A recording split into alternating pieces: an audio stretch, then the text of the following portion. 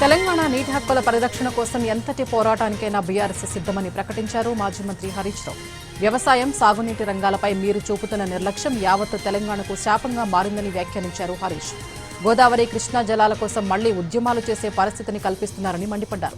అబద్దపు ప్రచారాలు, వ్యాసాలు, రీట్వీట్లతో రైతుల్ని మభ్యపెట్టడం ఆపండని హితవు పలికారు. ఏపీ ప్రతిపాదించిన తెలంగాణ వ్యతిరేక అంశాల్ని జీఆర్ఎంబీ ఎజెండా నుంచి తొలగించేలా తక్షణమే చర్యలు తీసుకోవాలని విజ్ఞప్తి చేశారు. ఎజెండా అంశాలు తొలగించకుండా ఈ నెల 18న జరిగే మీటింగ్కు హాజరైతే బీఆర్ఎస్ చూస్తూ ఊరుకోదన్నారు.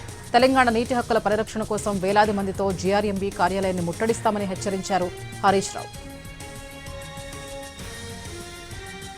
ఈ మేరకు ఎక్స్లో కీలక వ్యాఖ్యలు చేశారు. అర్ధసత్యాలు, అబద్దాలు, కట్టుకథలతో చరిత్రను మార్చలేరని తెలిపారు.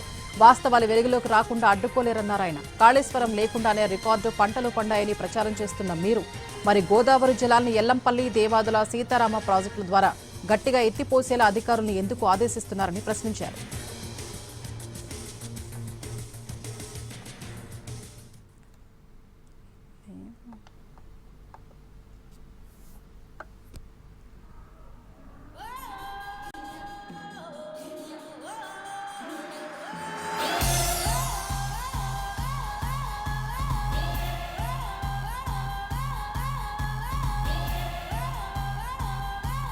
ఎల్లంపల్లి, మిడ్ మానేరు, దేవాదుల, సీతారామ వంటి ప్రాజెక్టుల్ని పూర్తి చేయడం, చెరువుల్ని పునరుద్ధరించడం, భూగర్భ జలాన్ని పెంచడం, రైతులకు 24 గంటల నాణ్యమైన విద్యుత్ అందించడం ఇవన్నీ రికార్డు స్థాయి పంట సాగుకు కారణాలు కావాని మీరు మసిపూసి మారేడుకాయ చేసినంత మాత్రాన వాస్తవాలు దాగుతాయని ఎక్స్ వేదికగా నిలదీశారు.